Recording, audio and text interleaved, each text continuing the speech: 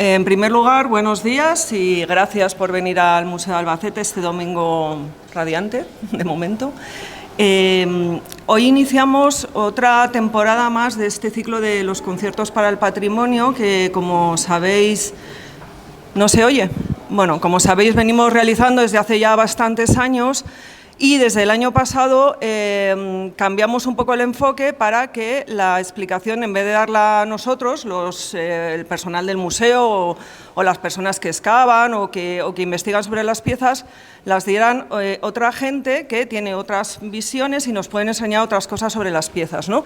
Esta es una actividad que hacemos conjuntamente con el Conservatorio Superior de Música de Castilla-La Mancha y por eso, después de esta explicación, habrá un concierto en el Salón de Actos por alumnos que se han preparado piezas basándose o inspirándose en las explicaciones de hoy. Hoy, como para esta inauguración, me acompaña el teniente coronel Marcos Gómez Romera, que él nos va a hablar sobre el expolio arqueológico, qué es, por qué es tan dañino y qué consecuencias tiene. Yo les voy a contar simplemente unas breves pinceladas de las piezas de las que nos han servido para poder hacer esta explicación de hoy. Las piezas son ese jinete a caballo que tienen allí, que viene de los billares de Ollagonzalo. Yo les he dado un papel, bueno, les hemos dado un papelito. Me tienen que perdonar porque la F no sale una interrogación por un problema del ordenador de cambio de sistemas, pero bueno, se entiende bien. Son dos piezas de la necrópolis de los billares de Ollagonzalo, excavadas por el profesor Juan Blánquez. Esta de aquí y aquella de allí. Como son dos piezas con contexto arqueológico, sabemos en qué tumbas aparecieron, sabemos por qué se destruyeron, sabemos qué fechas tienen, una de principios del siglo V antes de nuestra era y otra de finales del siglo V antes de nuestra era, y tenemos toda la datación y toda la base para poder interpretar esas piezas. Y la tercera pieza de la que vamos a hablar hoy, o vamos a ver hoy, es ese otro jinete a caballo que tienen allí, que se proviene de un expolio arqueológico. Como proviene de un expolio arqueológico, no sabemos en qué necrópolis estaría, en qué tumba estaría, ni siquiera si es de la provincia de Albacete, aunque suponemos que sí, los arqueólogos. Y yo, sin más, les voy a dejar con el teniente coronel, porque yo creo que va a ser muy interesante lo que nos cuente. La parte arqueológica, además, la tienen en el papel, la pueden leer, hay muchísimas publicaciones, o sea que no es, que es fácil. Lo que no es fácil es tener a una persona especialista para que venga a hablarnos un día como hoy. Así que, sin más, les dejo con él. Bien, pues muchas gracias.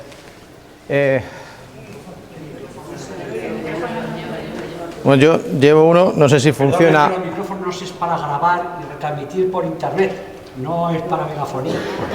Yo voy a intentar hablar alto. Soy murciano, no vocalizo del todo, pero lo intentaré. Entonces, lo primero es dar las gracias tanto al museo como a la Asociación de Amigos del Museo y al Conservatorio por esta iniciativa que, aparte de muy interesante, permite a la Guardia Civil poner un altavoz sobre nuestro trabajo y sobre todo darle las gracias a todos ustedes porque se han levantado un domingo por la mañana para venir a vernos, cosa que ya es de agradecer. Podrían haberse quedado viendo el partido de la final del Open de Australia, podían haberlo hecho, pero no. Entonces yo en eso lo primero.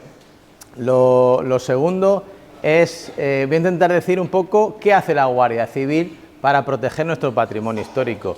Y para eso voy a iniciar cómo se llama esta conferencia o ponencia o charla entre amigos. Se llama el patrimonio histórico, el legado de todos y el expolio, ¿no? Pues, ¿qué es el patrimonio? El patrimonio el patrimonio histórico lo define la Real Academia de la Lengua como el conjunto de bienes que a lo largo de los siglos ha acumulado una nación y que tienen un significado especial. El significado especial por lo arquitectónico, por lo cultural, por lo artístico y que tiene una especial protección. Entonces, esa especial protección, ¿cuál es? Las leyes nos la dan. Consideramos que hay una serie de cosas que son patrimonio de absolutamente todos y que debemos conservarlas. ¿Por qué? Porque nos dicen quiénes fuimos para saber quiénes somos y decirle a los niños, que he visto alguno por ahí, hacia dónde tenemos que ir sin olvidar de dónde venimos. Bien, esa es la función social del patrimonio histórico. ¿Y cómo lo protege la normativa? Pues primero tenemos un entramado internacional, que son los convenios de Naciones Unidas. Después hay una serie de directivas y reglamentos de la Unión Europea que se dedican específicamente al patrimonio histórico. El artículo 46 de nuestra Constitución le dice a los poderes públicos que deben proteger, preservar y promover el patrimonio histórico español, y ya llegamos a una base de legislativa nacional que se complementa con la autonómica. ¿Por qué autonómica? Porque las comunidades autónomas son competentes, son las responsables de la protección directa del patrimonio histórico. Es decir, el Estado ha cedido esa competencia a todas las comunidades autónomas. Entonces, cada comunidad autónoma tiene una serie de normativas que complementa la nacional y adapta la nacional a sus peculiaridades. ¿Y cuál es la nacional? La nacional fundamental es la Ley 16/1985 de protección del patrimonio histórico. Y aquí marca una serie de actuaciones o de medidas que lo protegen. Y aparte de esa ley, tenemos otras leyes nacionales que complementan el entramado. Es decir, de tal manera que la ley ofrece una serie de medidas, el Código Penal ofrece una serie de sanciones, la Ley de Represión del Contrabando da otras medidas, y todo ello junto nos ofrece, por un lado, una protección administrativa, que es, por ejemplo, la prohibición de vender piezas que estén catalogadas, la obligación de los propietarios de piezas, inmuebles, jardines, etcétera, a cuidarlos y conservarlos y pedir autorizaciones expresas para hacer cualquier cambio.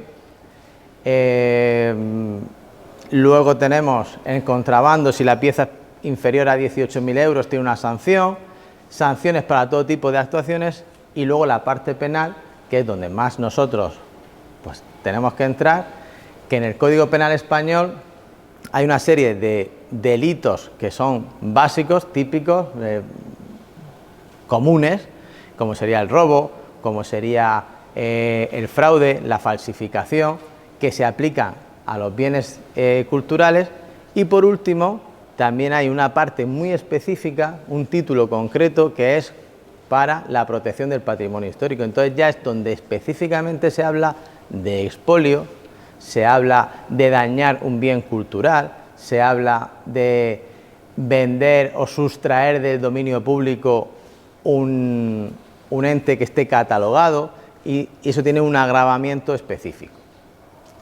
Vistas esas dos, ahora, ¿dónde está el expolio? Bueno, el expolio ya lo menciona la Ley 16/1985 como uno de los elementos que sustraen a la sociedad civil del conocimiento que las piezas arqueológicas pueden darnos. ¿Cuál es el problema del expolio? Descontextualiza la pieza. Aquí tenemos dos jinetes a caballo. Uno estará mejor conservado que el otro, o tendrá una calidad artística mejor que la otra. Eso es independiente. Lo verdaderamente importante es dónde se encuentra, qué tiene a su alrededor, qué le hace ser diferente y qué información de conjunto aporta. Pero no solo en un sentido académico. Todo eso lo estudian los académicos, los arqueólogos, paleontólogos, etcétera. ¿Pero para qué lo estudian? ¿Para conocerlo ellos? No. Para darnos ese contexto a todos. Esa es la utilidad social que tiene el patrimonio histórico, y ese es el verdadero daño que se hace con el expolio. Para eso es fundamental que estas iniciativas salgan a la calle, ustedes las transmitan y se genere una conciencia social y una conciencia entre todos de la importancia de preservar nuestro patrimonio. Y tengan en cuenta que patrimonio no es solo esta pieza, esta o aquella, o todo lo que está en el museo. Es un edificio, es un jardín que tenga algo distinto, histórico o paisajístico, pero es que también es el patrimonio inmaterial, nuestra cultura, nuestras tradiciones, nuestra gastronomía, también están protegidos. ¿vale? Y ahora, una vez que hemos visto hasta aquí, ¿qué hace la Guardia Civil? Pues yo cuando estoy en un foro que es totalmente ajeno a la Guardia Civil, siempre, me tienen que perdonar, vengo a hablar de mi libro verde. Y lo primero que digo es, ¿qué es la Guardia Civil? Porque cada uno tiene su imagen de lo que ve enfrente. Pues yo tengo que decirle que la Guardia Civil es una institución policial de naturaleza militar que lleva desde 1844 de forma ininterrumpida prestando servicio al ciudadano, pateándose toda la geografía nacional y estando donde los intereses de la nación allí le han llevado. Donde se le ha dicho que vaya, la Guardia Civil ha ido. ¿Y cómo ha sido capaz de estar 180 años ininterrumpidamente trabajando para ustedes? Pues con una base muy sencilla, que es estar 100% orientado a la misión, orientado a la tarea, a servir al ciudadano, que es no porque nos pague, sino porque es nuestro sentido y función definitiva. Y para eso utilizamos dos cosas. La primera es ser leal al gobierno establecido, al poder político establecido. Y he dicho leal, no fiel. Es muy parecido, pero no es igual. Esa lealtad ha hecho que nos mantengamos permanentemente en el tiempo, independientemente de las veces, que no han sido más de una, sino más de dos y más de tres, que han querido disolvernos. ¿Por qué? Porque nos decían que éramos del régimen anterior. Cuando en 1873 llega la Primera República, dicen que la Guardia Civil es muy monárquica, que nació con una monarquía absolutista. Alguien paró, pensó y no nos disolvieron. ¿Por qué? Porque a partir de ese instante fuimos fieles, fuimos leales a ese gobierno establecido. La Segunda República también quiso acabar con la Guardia Civil, disolverla y crear un cuerpo nuevo, que no tuviese reminiscencias de atrás. Alguien les paró, dijo, dejad a estos chicos trabajar que veréis. Y efectivamente seguimos. ¿Por qué? Porque fuimos leales a ese gobierno. Cuando llegó Franco en el año 39, una de sus primeras medidas era disolver la Guardia Civil por republicana. Aunque mucha gente no lo sabe y piensa lo contrario, más del 70% de la Guardia Civil permaneció fiel a la República. ¿Porque los guardias civiles individualmente eran republicanos? No, porque la Guardia Civil como institución se debe al gobierno legalmente establecido. Y por supuesto, cuando acaba la transición o en mitad de la transición, ya hay que cargarse la Guardia Civil, que estos son más franquistas que el propio Franco. Y alguien dijo, momento, dejadlos trabajar. Y efectivamente, somos un cuerpo policial más democrático que nadie, moderno y que, como les he dicho, sirve a los ciudadanos. Y la segunda característica es adaptarse. ¿A quién? A ustedes, a sus necesidades.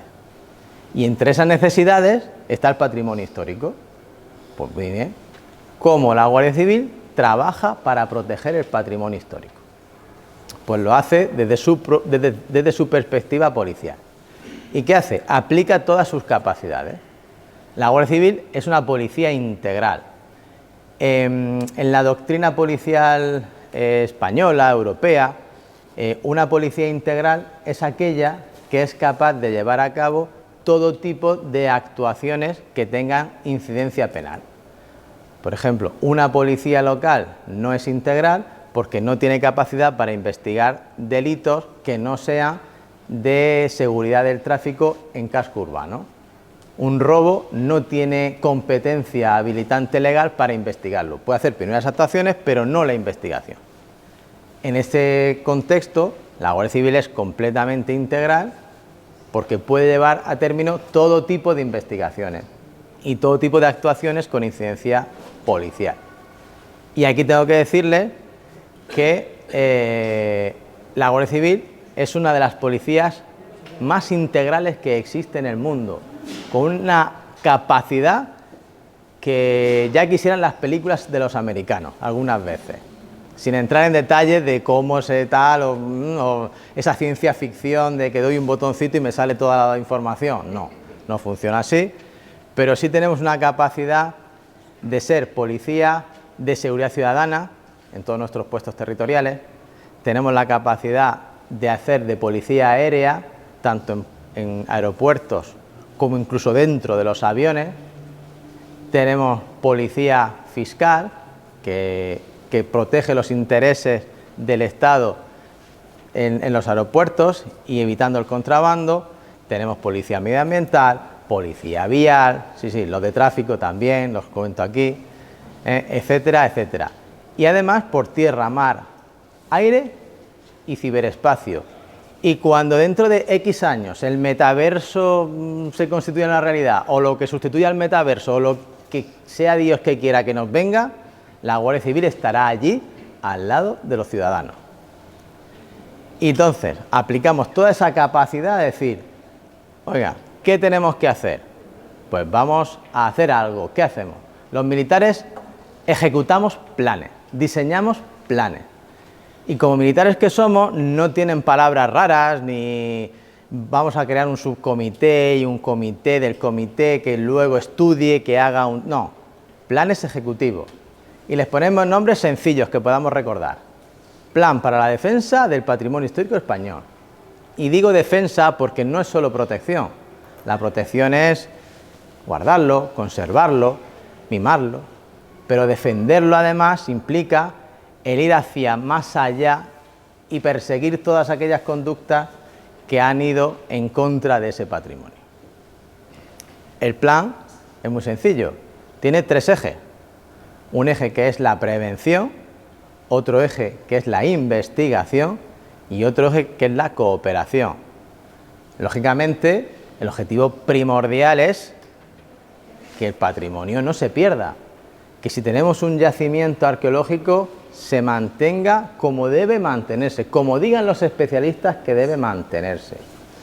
Esté abierto al público o no, sea más importante o menos importante, todo tiene su importancia. Entonces, en esa prevención hemos trabajado mucho y seguimos trabajando en geolocalizar todo lo que es necesario.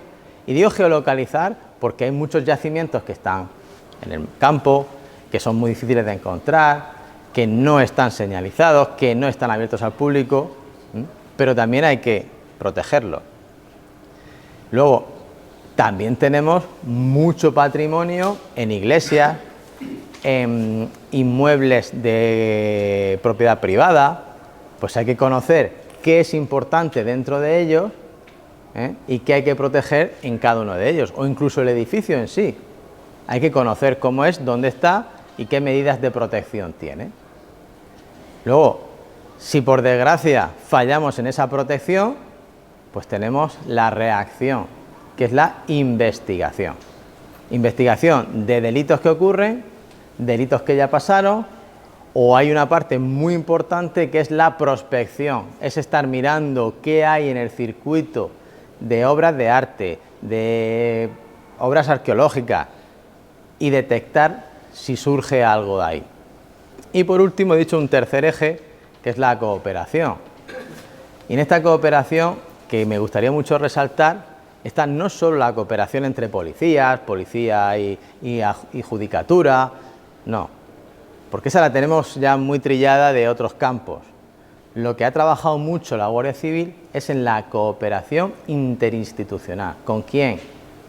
Con las autoridades de cultura, con los que saben, con los que nos tienen que decir, oye, eso de ahí es importante, ese yacimiento hay que protegerlo, aquel de allí, esta obra, esto, aquello, lo que sea, de un punto de vista muy técnico, nos tienen que guiar.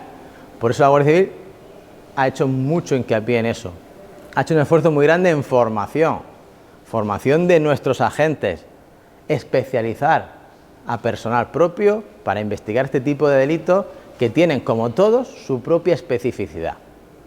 Y por último, en esa cooperación, y en la que más quiero resaltar, hemos hecho y estamos haciendo, y yo soy un ejemplo, un esfuerzo muy importante en crear conciencia, en interactuar con la sociedad, tanto por un lado para decirles lo importante que es esto, como para, oiga, que tenemos los oídos abiertos a lo que nos quieran decir. que nos quieran decir es he visto, he encontrado, etcétera. ¿De acuerdo? Esos 3 ejes nosotros los ejecutamos en 2 vías. Una central, que Madrid, como todas las direcciones generales, se enlaza con el Ministerio de Cultura, con los organismos internacionales, y luego vamos descendiendo hasta llegar aquí a Albacete. Y en Albacete pues tenemos nuestro grupo, nuestra parte de prevención, donde tenemos personal que conoce dónde tiene una serie de yacimientos que periódicamente los visita, y tenemos otras personas que se dedican a estar en contacto con las autoridades regionales para saber si hay alguna modificación o cambio. Todo lo replicamos en el nivel territorial. Y si entramos un poquito, porque quiero dejar un poco de tiempo, en cómo hacemos la prevención, pues ya le he dicho, una serie de patrullas, de personas que están encargadas de saber dónde está cada cosa. Y luego, ¿cómo investigamos? Pues una investigación básica puede provenir de 3 vías. Una, de que alguien nos dice, ejemplo, el jinete con caballo. En el año 2003 llega una noticia a la Unidad Central Operativa de la Guardia Civil, que tiene un grupo específico de protección del patrimonio, en el cual dice que hay una persona que es un expoliador desde hace 30 años y que tiene una colección inmensa. Bueno, como toda noticia, la Guardia Civil empieza a investigar. ¿Qué es lo primero que hace? Contacta con autoridades locales, preguntan, investigan, empezamos a hacer seguimientos, vemos que efectivamente tiene piezas, y ahora empezamos a mirar el entorno, transacciones, se ve que hace transacciones, pero que en el fondo es un coleccionista privado, y al final todo eso empieza a documentarse hasta que un juez autoriza una entrada de registro en el domicilio y otros locales que tenía esa persona, y se encuentran unas 5.000 piezas que había ido expoliando desde el año 70 y algo por toda la provincia. Había piezas que él también había vendido para poder comprar otras y ampliar su colección, y esas piezas se recogen, se traen aquí al Museo de Albacete, se ponen a disposición judicial, los expertos empiezan a investigarlas, unas van a un sitio, otras van a otro, se reparten por diferentes museos, etcétera, etcétera. Eso ya es otra historia. Y termina aquí. Y como bien ha dicho la directora, termina aquí, es muy bonita, se observa, pero no aporta el conocimiento científico, el conocimiento para todos que aporta aquella de allí. Y eso que son muy parecidas. ¿Por qué? Porque está descontextualizada. No sabemos de dónde viene, qué hacía o si daba algo más. Tampoco complementa su conocimiento al de allí. Por tanto, aquella pieza pierde también un poco de valor. Un poco, solo un poco. Luego tenemos otras investigaciones en las cuales se va mirando todo el circuito de compraventa de artículos de este tipo, y de repente aparece una pieza. Esta es rara, o esta está en un catálogo de piezas robadas, piezas sustraídas, piezas expoliadas, porque tenemos un catálogo hecho con el Ministerio de Cultura, y a partir de ahí se comienza la investigación. Y luego también nos da el caso, precisamente hoy se ha dado la noticia, de empresas, actividades comerciales, que en su actividad comercial se topan con un ups, uy, aquí hay unos huesos que esto parecen dinosaurios, o están haciendo una obra y dicen, uy, aquí hay unas vasijas, Quillo, dale a la pala y tapa, que si no nos paralizan la obra. ¿Vale? Pues ahora la Guardia Civil de Granada ha hecho una investigación precisamente de una empresa que estaba destrozando un lugar que estaba lleno, que tiene todavía muchísimos fósiles de dinosaurios prehistóricos, en concreto mamuts. Y los estaba porque si no sabía que le paralizaba la actividad comercial. ¿Vale? Pues ese es otro tipo de investigaciones. Y yo no quiero quitar más tiempo, porque prefiero que si tienen alguna pregunta o inquietud, que me digan. Primero, muchas gracias. ¿Sí? Toma. No, toma, porque si no, no se oye para grabar. Buenos días, muchas gracias. Bueno, primero, muchísimas gracias por su labor. Y segundo, me gustaría, si fuera posible, que incidiera un poquito en las dificultades que tienen ustedes para poder demostrar que determinadas piezas han sido fruto de expolio, de una excavación ilegal, clandestina, y las dificultades que sabemos que tienen ustedes para luego poder denunciar. Bueno, efectivamente, la mayor dificultad surge cuando localizamos una pieza que ya ha entrado en el circuito del tráfico ilícito. El circuito del tráfico ilícito tiene un expoliador o alguien que roba una pieza o que falsifica una pieza en el sentido más amplio de la palabra, ¿no? Puede ser una pintura, puede ser una escultura, lo que sea. Y la introduce en el circuito del tráfico ilícito.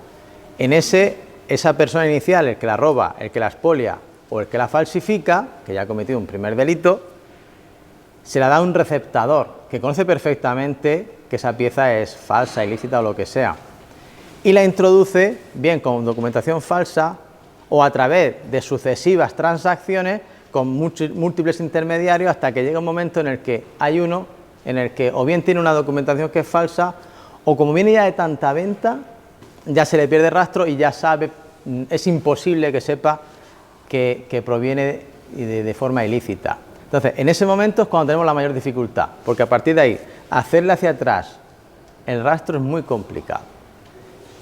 Y también es muy complicado, sobre todo porque si está robada, pues sabe dónde se robó, pero cuando proviene de un expolio. En ese caso, se nos da, desgraciadamente, que es imposible determinar de dónde exactamente fue expoliada. Incluso hay veces que cuando sabes más o menos de dónde fue expoliada, puede ser de este yacimiento o de este, como los expoliadores lo que hacen es, no son arqueólogos, no van con su pincelito limpiando, quitando la arenita, todo muy tal, no, van levantando y rápido, pues destrozan todo el entorno, con lo cual ya eres incapaz de determinar, nadie es capaz de determinar con total precisión si era de aquí, de allí o de allá, porque está todo roto. Y luego a nivel puramente judicial, la dificultad estriba muchas veces en cómo atar todo eso, cómo hacerle toda la trazabilidad hacia atrás, porque por ejemplo en este caso de esta operación que era Pozo Moro, pues como todos los datos daban a él, porque a él le encantaba, era un loco de esto y era para su uso y disfrute, pues era sencillo coger todas las pruebas, saber dónde estaban, dónde tenía todo, porque además tenía una colección muy grande, porque además como se jactaba de ella y la enseñaba a ciertas personas, pues tiene suficientes indicios y no hay ningún problema. Judicialmente, llamémosle que es sencillo, luego todo lo judicial tiene su complicación, pero cuando tienes que sacar una trazabilidad de una pieza que ha pasado por 15 manos, que a lo mejor ha aparecido en Francia o en Estados Unidos, cómo le tiras hacia atrás y que a nivel judicial todo tiene que estar perfectamente determinado, exactamente, no puede haber un solo error, te puede pasar, como sucede, que recuperas la pieza, pero no puedes castigar al culpable. Y yo quería apuntar, si me permites, que en este caso concreto de la operación Pozo Moro, que mira, ahí está Llanos, que también estuvo presente, se incautaron todas las piezas y además se incautó algo de documentación, porque salían fotografías del señor excavando también, o sea que, y aún así fue muy difícil lo máximo que se consiguió, que es un triunfo, pero para nosotros se queda corto, es que el juez obligase a que las piezas se ingresasen en este museo, las americanas mandó al Museo de América, en fin, el juez decidió cada cosa dónde iba, pero no hubo más sanción, porque supongo que no es fácil y también porque Igual que la Guardia Civil, igual que los arqueólogos, pues la Judicatura también tiene que hacer su propia, no sé, conversión, ¿no? Para que las normas o las sentencias que dictan amparen más al patrimonio de lo que lo hacen, ¿no? Yo no estoy diciendo que el juez lo hiciera mal, lo que digo es que a veces sale muy barato expoliar el patrimonio, y el patrimonio es de todos, no es ni del Museo de Albacete, ni de ti, ni de mí, es de todos nosotros y de todos los que vendrán después de nosotros. Y a veces es verdad que sale muy barato el destrozo que se hace, porque es lo que él decía, bueno, lo que decía yo también. Esta pieza es muy parecida a aquella, lo más lógico es pensar que vienen del mismo sitio o de un entorno cultural similar, pero nunca lo sabremos, nunca lo sabremos. Aquella viene de una tumba, es lógico pensar que esta venga de una tumba, pero tampoco lo sabremos nunca. Y eso es una información que hemos perdido para siempre. Y menos mal que es verdad que la Guardia Civil trabaja muy bien, hizo un seguimiento, todo el proceso fue tan bueno que finalmente las piezas han quedado en el museo, porque podían ni siquiera haber quedado, ¿no? Que eso también pasa a veces y es muy frustrante para ellos, para nosotros y para todos. Si me dejas un momento, no es una pregunta, pero ya que estamos con el tema de las historias, ya has nombrado a Llanos, hace exactamente 20 y tantos años, la Asociación de Amigos del Museo, con la Universidad Popular de Albacete, entramos en el abandonado Teatro Circo a recuperar un montón de cosas que había en el Teatro Circo. No tiene nada que ver, yo no sabía ni que iba a ser su director, estoy hablando. Todo eso se llevó a un almacén municipal donde luego fue robado. Digo esto porque hay un capitán de la UCO en Madrid que ya ha reclamado, porque lo tienen, ¿no? Está con todas las fotografías que se hicieron en aquel momento, que eran Polaroid, estaban en el servicio judicial porque aquello hubo denuncia, porque le hacen permanente, 20 y tantos años después todavía le hacen seguimiento. O sea, no es una cosa que pasó, se deja, se olvida. Eso está ahí, en el catálogo que tengan, por si hay una subasta, por si se venden a un no sé dónde, por si sale alguna de las piezas. Claro, si es una de las menos interesantes, tiene menos conocimiento. Digo esto porque es. Y ahora le han pedido, por lo de la UNESCO, van a hacer un informe, al menos de esas piezas, la importancia que tuvieron en su momento a nivel cultural. O sea, lo decimos por la contextualización de las cosas. Pero no paran. Por eso, cuando se planteó la posibilidad de empezar, pensamos en ellos, porque es una cosa de las que muy poca gente conoce, sinceramente, cuál es su labor, el trabajo, el esfuerzo, las consecuencias. Y esto es así. Entonces, bueno, nada más que decir que esto es verdad, o sea, que no es porque sea una conferencia.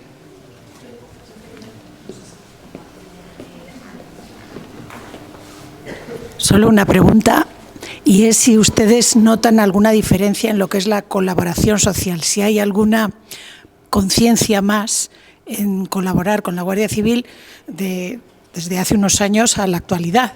No sé si o todavía estamos años luz de que realmente la gente entienda que colaborar muchas veces denunciando un expolio o un supuesto expolio puede ser importante.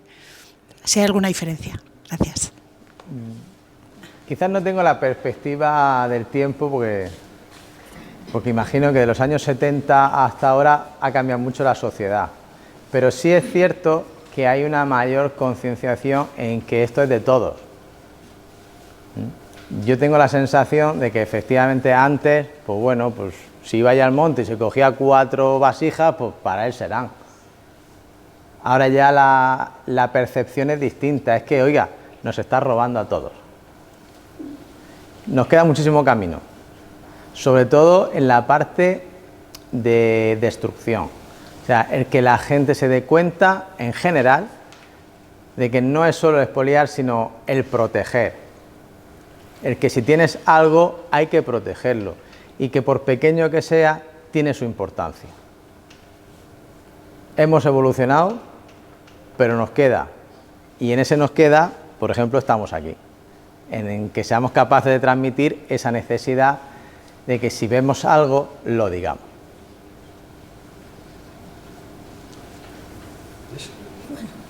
¿Cómo se dice? ¿Cómo se dice? Sí, yo veo algo, ¿cómo lo digo? ¿Cómo lo comunico? Pues tiene 1000 maneras.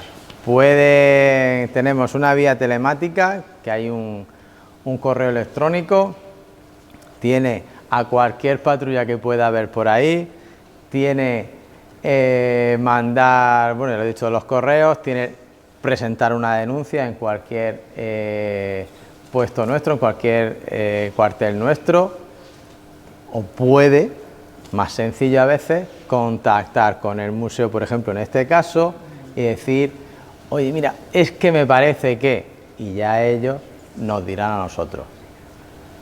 Tiene un teléfono, el 062, que puede llamar 24 horas, 7 días a la semana, incluido el 29 de febrero, que también, y ahí les atenderemos, nos dicen, nos cuentan, lo recogemos, y a partir de ahí siempre, siempre, siempre iniciamos. Si es anónimo, es anónimo. Si no es anónimo y no les importa, preferimos, ¿por qué? Porque luego siempre volvemos. Pero cuéntenos más, ¿y cómo fue? ¿Y esto qué? ¿Y esto tal? ¿Y esto lo otro? E incluso pueden tener la información de qué ha pasado. Porque si ustedes nos cuentan que he visto esto, creo que esta persona, pues luego podréis decir, pues mira, efectivamente tenía razón, o no, no tenía razón porque esto es de así o esto es de la otra manera. O mira, tenía razón, pero es que hemos llegado hasta donde hemos llegado. Y resulta que el reproche penal es muy bajo y le ponen muy poca sanción. O es que el expolio lo hizo en el año 71 y ya resulta que eso ha prescrito, etcétera, etcétera. O no se puede saber porque un juez te dice, dígame exactamente cuándo este señor, señora, señores, realizó el expolio. Pues no puedo saberlo, porque no estaba yo allí. Yo sé que esto puede ser que provenga de aquí. No, pero tiene que decirme día o más o menos cuándo y exactamente dónde.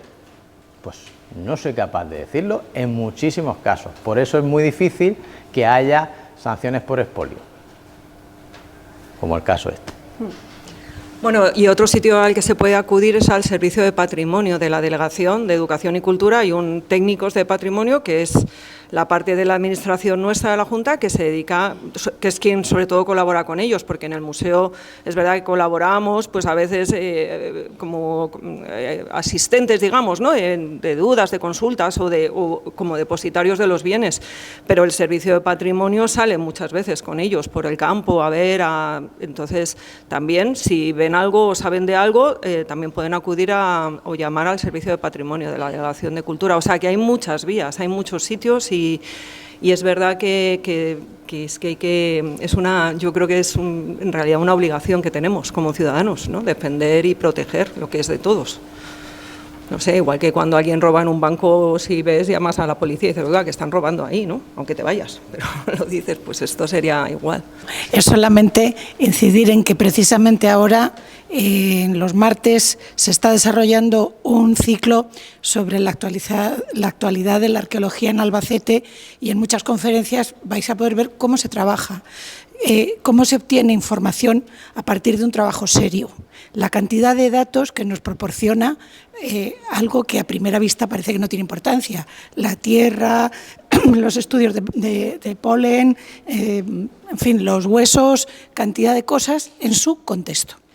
Entonces, sin ir más lejos, la última de las conferencias fue muy ilustrativa en este sentido. Yo os invito a que os metáis o bien en YouTube o bien a través de la página web de la asociación, amigos del museo, con que pongáis eso ya os sale, y os invito a que las escuchéis. Os recuerdo que ahora tenemos concierto y vamos, estáis todos invitados por supuesto, porque además va a ser estupendo seguro, a las 12:15.